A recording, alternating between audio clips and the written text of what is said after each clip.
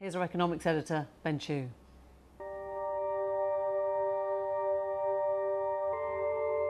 Westminster has been roiled by Brexit in recent days.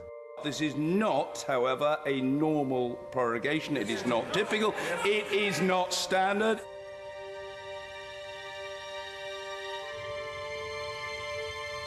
But how is this constitutional turmoil going down among UK businesses?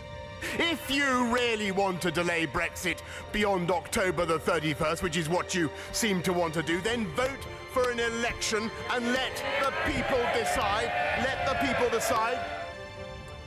The government has launched a major new advertising and information campaign urging firms to get ready for Brexit. But new survey data seen by Newsnight shows that not only are many firms not ready for Brexit, but that a no-deal Brexit could force many into economically damaging actions. 24% say that they could cut investment.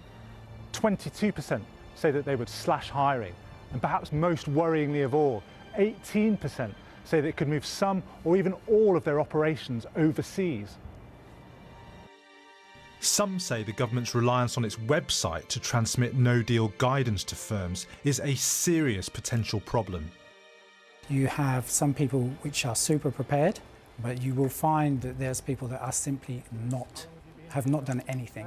They're looking for guidance, and I don't think the government website necessarily is as easy as the government makes out. You need someone hand-holding you through the whole process. From our view, as a transporter and logistics company, there's elements of it which are not clear, and certainly it could all fall down. Describe what all falling down means. It means a lot of phone calls and unhappy customers. But I think managing expectations is key. We're expecting a lot of hauliers not to enter the UK in the run-up to Brexit, as we had the dry run in March. Drivers were not willing to come here, hauliers were not willing to come here, so you were left with a few people that were willing to come, and you had this capacity crunch.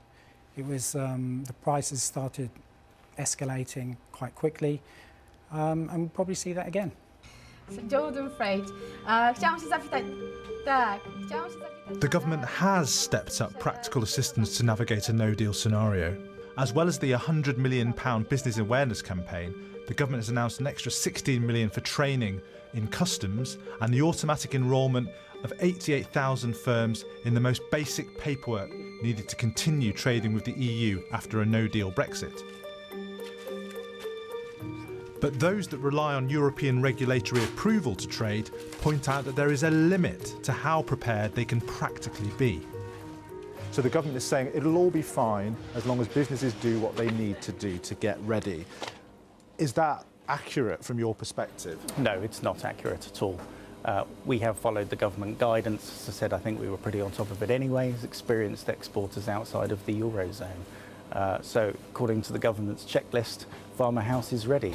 But as I said, our government cannot speak on behalf of our customers' regulators. So until we have confirmation that our customers can continue to accept UK pharmaceuticals after a no-deal Brexit, that 48% of our revenue is at risk. And how does the possible further Brexit delay and today's constitutional shock affect things? Since the referendum, businesses have been looking for certainty. They don't want a messy and disorderly exit on the 31st of October any more than they wanted one on the 29th of March.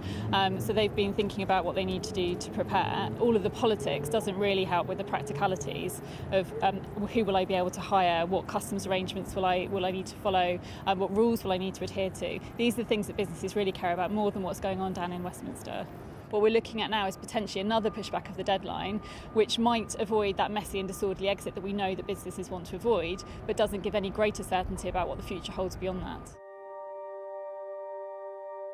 But for many businesses, Brexit certainty is like a horizon that only seems to stretch further and further away. That was Ben Chu. Well, a government spokesman said, "We are spending £108 million to promote and support businesses in ensuring they're ready for Brexit, including a national programme of business readiness and helping exporters to prepare for and capitalise on new opportunities."